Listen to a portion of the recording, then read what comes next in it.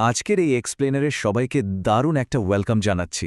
আজ আমরা মূলত আমাদের ক্লাসের পুরো মেটেরিয়াল কভার করতে যাচ্ছি, আর আমাদের টপিক হলো মানবদেহের শ্বাসতন্ত্র বা রেসপিরেটরি সিস্টেম। আজ আমরা লিটারালি একটা মাইক্রোস্কোপিক জার্নিতে বের হব। আমরা দেখব কিভাবে আমাদের নেয়া মাত্র এক পলকের একটা শ্বাস শরীরের অ্যানাটমি আর অসাধারণ সব কেমিক্যাল রিয়াকশনের ভেতর দিয়ে ট্রাভেল করে। তো চলুন শুরু করা যাক। ওকে, এক নজরে দেখে নিই আজ আমরা ঠিক কি কভার করছি। আমাদের এই জার্নির রোডম্যাপে থাকছে ১ নম্বর শ্বসনতন্ত্রের পথ বা journey down the tract, ২ bronchial ট্রিয়ের ভেতরের জগৎ, ৩ শ্বাস-প্রশ্বাসের মেকানিজম, ৪ প্রয়োজনীয় গ্যাস কিভাবে ট্রান্সপোর্ট হয়, ৫ আমাদের ব্রেনের কন্ট্রোল সেন্টার এবং একদম শেষে ৬ নম্বরে থাকছে রেসপিরেটরি হেলথের জন্য ক্ষতিকর দিকগুলো। ম্যাক্রো লেভেলের অ্যানাটমি থেকে শুরু করে মাইক্রোস্কোপিক ব্লাড কেমিস্ট্রি সবকিছুই আজ কভার করব আমরা। তো চলুন আমাদের যাত্রার একদম প্রথম ধাপে প্রবেশ করি। Journey down the tract, the anatomical funnel. বাতাস যখন প্রথম আমাদের শরীরে ঢোকে তখন ঠিক কি ঘটে সেটাই আমরা এখানে দেখব। আমাদের রেসপিরেটরি সিস্টেমের ফিজিক্যাল আর্কিটেকচারটা কিন্তু আসলেই একটা মাস্টারপিস। বাতাস প্রথমে সোজা আমাদের নাসাগহ্বর বা ন্যাজাল ক্যাভিটি দিয়ে ঢোকে, যেখানে অলফ্যাক্টরি ব্যাল বা সিলিয়া থাকে।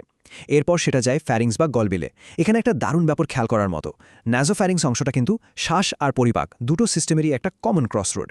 এখন খাবার যেন কোনোভাবেই ভুল করে শ্বাসনালীতে ঢুকে না যায়, সেটার জন্য ল্যারিংসের ঠিক ওপরে এপিগ্লোটিস নামের একটা চমৎকার ঢাকনা আছে। এই চেকপোস্ট পার হয়ে বাতাস একদম সোজা চলে যায় ট্র্যাকিয়াতে। এই পার্টটুকু একটু ডিটেইলে দেখা যাক। একদিকে আছে আমাদের ল্যারিংস, যেটাকে আমরা ভয়েস বক্স বলি। এর ভেতরেই কিন্তু অ্যাডামস অ্যাপল আর আমাদের ভোকাল কর্ড থাকে। আর এর ঠিক নিচেই আছে ট্রাকিয়া, যেটা মোটামুটি ১০ থেকে ১২ সেন্টিমিটার লম্বা একটা তরুণাস্থির টিউব বা উইন্ড পাইপ। এর পজিশনটাও খুব স্পেসিফিক। এটা মেরুদণ্ডের C6 থেকে T5 কশেরুকা পর্যন্ত বিস্তৃত, মানে বাতাসের যাতায়াতের জন্য একেবারে পারফেক্টলি ডিজাইন করা একটা রাস্তা।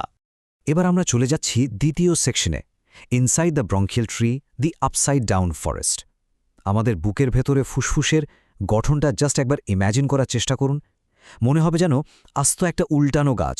এই গাছের ডালপালাগুলো কিভাবে ছড়ায় চলুন দেখি। ট্র্যাকিয়া থেকে ফুসফুসের মূলে প্রথমে প্রাইমারি ব্রঙ্কাস তৈরি হয়, এরপর সেটা গাছের শাখার মতো বারবার ভাগ হতে থাকে। সেকেন্ডারি, তারপর টার্শিয়ারি, এরপর টার্মিনাল ব্রঙ্কিয়ল এবং রেসপিরেটরি ব্রঙ্কিয়ল। এই ভাগ হতে হতে একদম শেষ মাথায় গিয়ে পৌঁছায় মাইক্রোস্কোপিক অ্যালভিওলাইতে, আর এখানেই গ্যাস এক্সচেঞ্জের আসল ম্যাজিকটা ঘটে।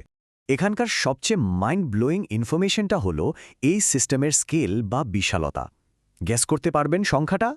আমাদের ফুসফুসে প্রায় 300 মিলিয়ন বা ৩০ কোটির মতো অ্যালভিওলাই আছে। এত বিপুল সংখ্যক অ্যালভিওলাইয়ের কারণেই আমাদের শ্বাস-প্রশ্বাসের জন্য এক অবিশ্বাস্য রকমের বড় সারফেস এরিয়া তৈরি হয়। সংখ্যায় এরা কোটি কোটি হলেও প্রত্যেকটা অ্যালভিওলাস কিন্তু মাইক্রোস্কোপিক। এদের ব্যাস জাস্ট 0.2 মিলিমিটার। একদিকে সাইজে এত ছোট, অন্যদিকে সংখ্যায় এত বিশাল। এই অসাধারণ বায়োলজিক্যাল ডিজাইনের কারণে আমাদের গ্যাস এক্সচেঞ্জ প্রসেসটা ম্যাক্সিমাম লেভেলে কাজ করতে পারে।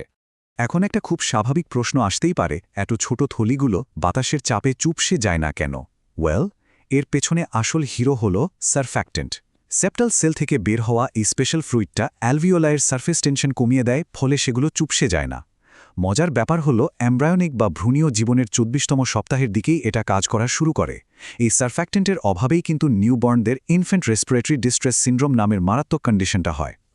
অ্যানাটমি তো অনেক হলো, এবার আমরা ফিজিওলজিতে ঢুকব। Section ৩, the mechanics of breathing, physics in the body. গঠন তো দেখলাম, কিন্তু বাতাস আসলে লাংসের ভেতরে বাইরে পাম্প হয় কিভাবে? তো প্রশ্ন হলো, বাতাস কিভাবে নিজে থেকেই ফুসফুসের ভেতরে ড্র্যাগড হয় বা টানা হয়? এর উত্তরটা আসলে শুধুমাত্র বায়োলজিতে নেই, পুরো মেকানিজমটা ফিজিক্সের একদম বেসিক ল বা মৌলিক সূত্রের উপর দাঁড়িয়ে আছে। আর এটা খুব চমৎকারভাবে বয়েলের সূত্রকে রিয়েল লাইফে ডেমনস্ট্রেট করে।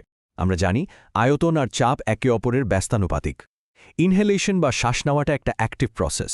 ফ্রেনিক নার্ভের সিগন্যাল পেয়ে ডায়াফ্রাম আর ইন্টারকস্টাল মাসলগুলো যখন সংকুচিত হয়, তখন বুকের ভেতরের আয়তন বেড়ে যায় আর চাপ কমে যায়। ঠিক একটা মেকানিক্যাল হাপড়ের মতো এটা বাইরের বাতাসকে ভেতরে টেনে নেয়। অন্যদিকে শ্বাস ছাড়াটা একটা প্যাসিভ প্রসেস। পেশিগুলো রিল্যাক্স করে, আয়তন কমে, আর ভেতরের প্রেশার বেড়ে গিয়ে বাতাসকে সোজাসুজি বাইরে বের করে দেয়। ভৌত প্রক্রিয়া থেকে এবার আমরা সরাসরি কেমিক্যাল প্রসেসে চলে যাব। Section ৪, transporting essential gases, the chemical highway. বাতাস তো ফুসফুসে পৌঁছল, এরপর ব্লাডস্ট্রিমের কেমিক্যাল হাইওয়েতে ঠিক কি ঘটে?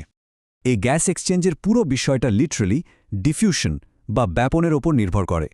গ্যাসের নেচারটাই হল হাই পার্শিয়াল প্রেশার থেকে লো পার্শিয়াল প্রেশারের দিকে মুভ করা।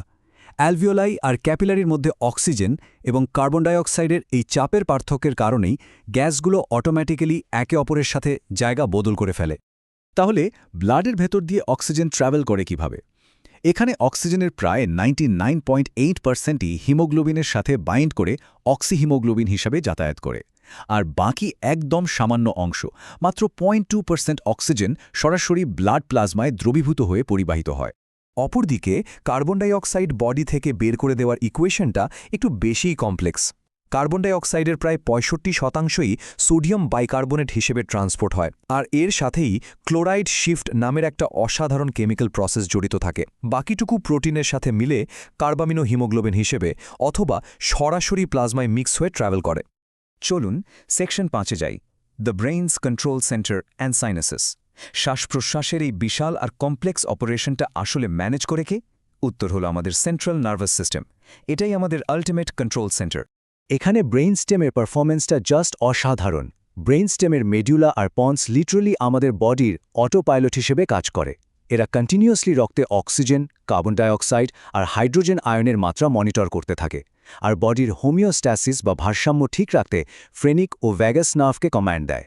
তবে আমাদের নার্ভাস সিস্টেম শুধু রেগুলার শ্বাস-প্রশ্বাসই চালায় না, এটা আমাদের শ্বাসনালীকে প্রোটেক্ট করে। যেমন ধরুন, হাঁচির মাধ্যমে আমাদের নাসাপথ ক্লিয়ার হয়, কাশির মাধ্যমে শ্বাসনালীর নিচের অংশ পরিষ্কার হয়, আর গ্লসোফ্যারেঞ্জিয়াল নার্ভের মাধ্যমে যে গ্যাগ রিফ্লেক্স তৈরি হয়, সেটা যে কোনো ক্ষতিকর বস্তুকে শ্বাসনালীতে ঢোকা থেকে ব্লক করে দেয়। এই রেসপিরেটরি সিস্টেমের সাথেই কিন্তু আমাদের 4টি cranial sinus connected: frontal, maxillary, ethmoidal আর sphenoidal sinus.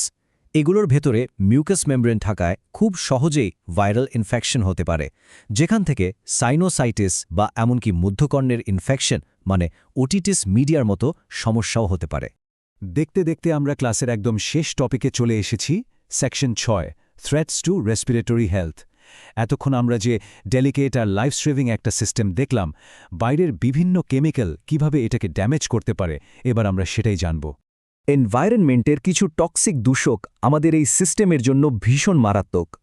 Carbon monoxide, methane, ammonia বা পলিসাইক্লিক হাইড্রোকার্বন এগুলো সরাসরি রেসপিরেটরি টিস্যু ড্যামেজ করে। স্পেশালি কার্বন মনোক্সাইডের কথা বলতে হয়। আমরা একটু আগেই যে হিমোগ্লোবিন ট্রান্সপোর্টের কথা জানলাম, কার্বন মনোক্সাইড লিটারালি সেই ট্রান্সপোর্ট সিস্টেমটাকেই হাইজ্যাক করে ফেলে এবং বডিতে অক্সিজেন সাপ্লাই পুরোপুরি ব্লক করে দেয়। একটু ভাবলে অবাক হতে হয়, আমাদের বাঁচিয়ে রাখার জন্য প্রতিদিন প্রতি মুহূর্তে প্রায় 30 কোটি মাইক্রোস্কোপিক অ্যালভিওলাই ফিজিক্স আর কেমিস্ট্রির একদম পারফেক্ট একটা ব্যালেন্সের উপর নির্ভর করে কাজ করে যাচ্ছে। এত নিখুঁত, এত সেন্সিটিভ একটা সিস্টেমকে ভালো রাখার দায়িত্ব কিন্তু আমাদেরই। তো আমাদের এই শ্বসনতন্ত্রের স্বাস্থ্য কিভাবে রক্ষা করা যায়, সেটা সত্যি আজ ভেবে দেখার মতো একটা বিষয়, তাই না? ক্লাসের এই অসাধারণ মেটেরিয়ালগুলো নিয়ে সাজানো আজকের এই সেশনে সাথে থাকার জন্য সবাইকে অনেক অনেক ধন্যবাদ।